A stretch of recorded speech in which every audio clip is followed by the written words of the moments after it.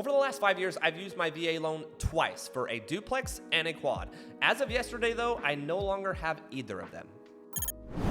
What's up guys, it's McKeown back again with another video this week, and this week's topic is going to be 1031 exchanges. Now the reason why I'm going to be going over 1031 exchanges today and a little bit about a reverse 1031 exchange is because of the opportunity you guys can take if you own a property and want to leverage yourself even further.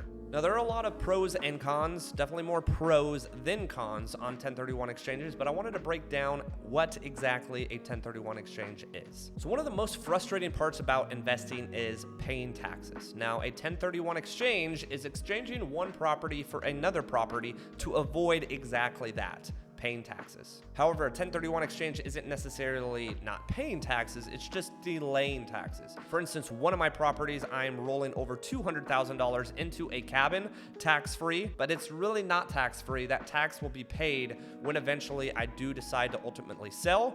But honestly, I'm just going to continue to utilize the 1031 exchange and likely never pay taxes on any of these gains. And the reason why I'm likely not to pay any taxes on any of the properties that I use a 1031 exchange for is you can technically 1031 all the way until you pass away. You can actually pass on these properties to your heirs, and then technically now they're paying your taxes. Also, one cool thing about 1031 exchanges is there's no limit. So if you owned 100 properties that all had $100,000 in equity and you wanted to do 100 different 1031 exchanges, there is truly no limit. So first I'm going to start off with some pros for using 1031 exchanges that I personally am taking advantage of. And then I'm going to give you guys a couple more that I personally am not taking advantage of.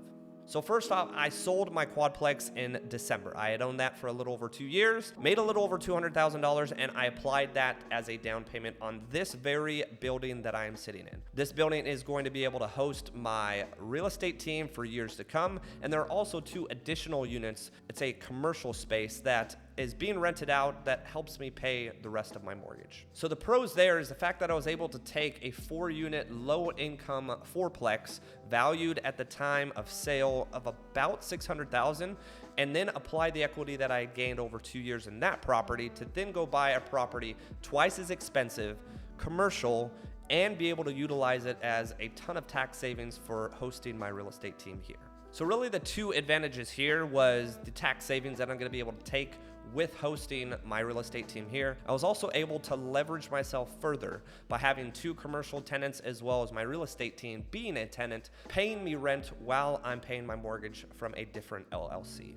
Truly, the biggest advantage here is leverage. I was able to go from a property at the time of purchase back in 2019 of about $330,000 to a purchase of a commercial building north of $1.2 million.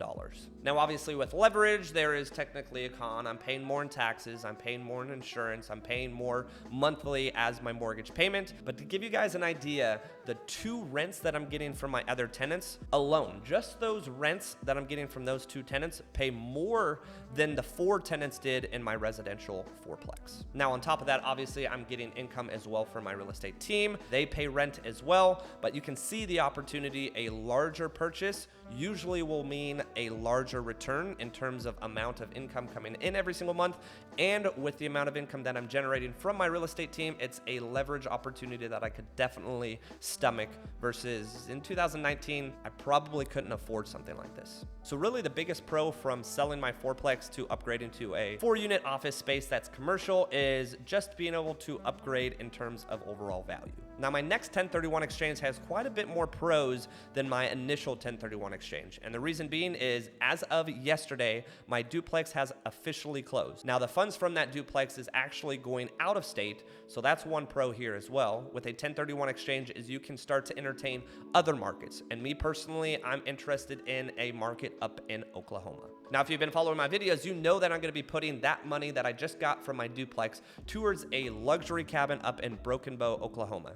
The intent there is obviously to get outside of the DFW market, To get a little bit more diverse when it comes to my portfolio, I have 2 single-family rentals here. I have this commercial property I'm sitting in. I have my own primary residence with a small Airbnb in it, but I have a ton of rentals. I wanted to get something that was out of state and gonna be utilized more as a short-term rental, and that's exactly what my cabin's gonna be. Now, similar to my first 1031 exchange, my duplex, again, back in 2017, only costed me $285,000. My new Broken Bow cabin is costing me north of $1 million. So again, leveraging myself further, getting an opportunity at another market, and also further leveraging myself. Now, also when it comes to both of these properties, if you're thinking about a $100,000 house, what's the likely appreciation rate?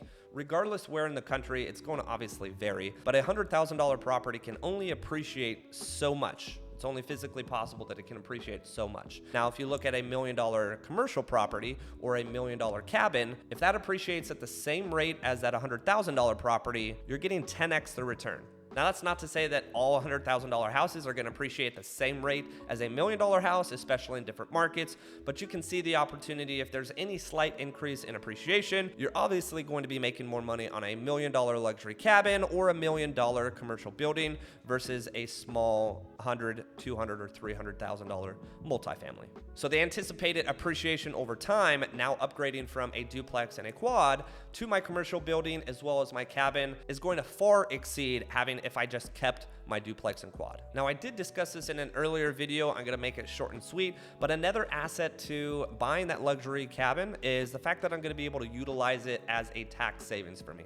So for instance, my real estate team is going to be able to go up and host events or just host my entire real estate team up in Broken Bow, Oklahoma, and that'll be a tax write-off for my real estate team and an income generating opportunity for my separate LLC. After all is said and done, it's essentially going to be a wash, so I go up, enjoy the cabin with my team, and it's not going to cost me a thing in terms of the overall tax on it. Now, a couple pros that are not necessarily being utilized in my favor in this sense. Now, to give you an example, I sold my duplex and made close to $300,000 on it. Now, I could take that $300,000 and essentially buy maybe 3 single families or 5 single families. If I knew someone that was selling a batch of homes and I wanted to invest in a portfolio, as long as it's a like-kind exchange, which I'm going from one rental property or duplex to a batch of 3 to 5 homes, if I wanted to transfer out of multifamily or maybe into a little bit nicer of a neighborhood, a 1031 exchange can be used to invest in a portfolio, which is going to even further the leverage and opportunity I have with rental properties. Now, this is something that is not necessarily easily done, but it is an opportunity that you can absolutely take advantage of when it comes to using a 1031 exchange. Now, another pro when it comes to utilizing a 1031 exchange, you can actually reset your depreciation. Now, I won't go into detail too much about this. If you know and own rental properties, you're aware of what depreciation is. I've been depreciating my duplex as well as my quad since I purchased the property, and I'm going to be able to reset that when it comes to the further property. But at the end of the day, when it comes to utilizing these 1031 exchanges, I would be paying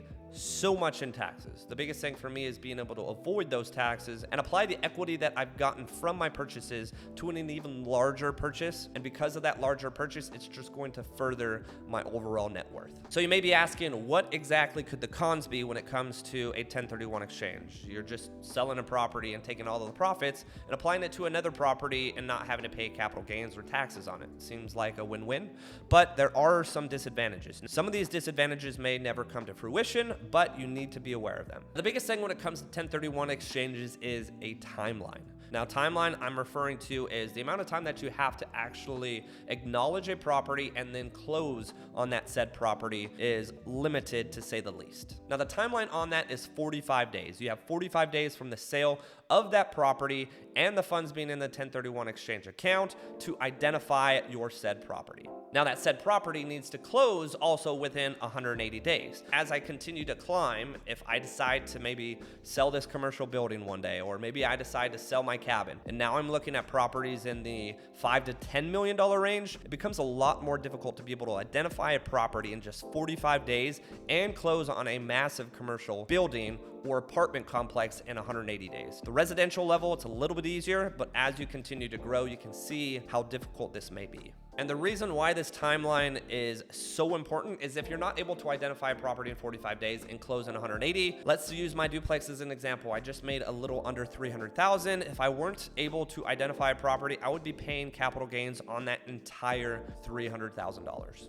Now, the other con when it comes to 1031 exchanges is finding a like-kind property. Now, there are a lot of specifics when it comes to finding a like-kind property. I'm not going to get into too much detail about that, but if you're not able to use it towards a like-kind property, you're not going to be able to perform a 1031 exchange. Now, to piggyback off of that, also when it comes to 1031 exchanges, you need to be finding a like-kind property that's equal to or greater in value. Technically, this could be a pro or could be a con, but you can 1031 exchange into a property that's lesser value, but you are going to be stuck with some capital gains on whatever that lesser value is. Let's say, for instance, if you have 300,000, you go buy a property for 200,000, you're obviously not going to be putting all of that $300,000 tax-free into a $200,000 property. So you're going to be left with $100,000 and you're going to be taxed on that $100,000. So just a word of advice here, if you're using a 1031 exchange, definitely utilize all of that cash and put it into the next property or two. Now, the biggest thing after all of this is said and done is you need to make sure you use a qualified intermediary. Now, this is someone that is actually able to utilize that 1031 exchange for you, and without them, you're not going to be able to perform it. Now, if you guys do have any questions about utilizing a 1031 exchange, I by no means am an absolute expert, but I have completed 2 in the last 3 or 4 months, so I'd love to help you if it's something that you are considering. Make sure to leave a comment down in the comment section below. Reach out to me on Instagram or via email, which will be in the description.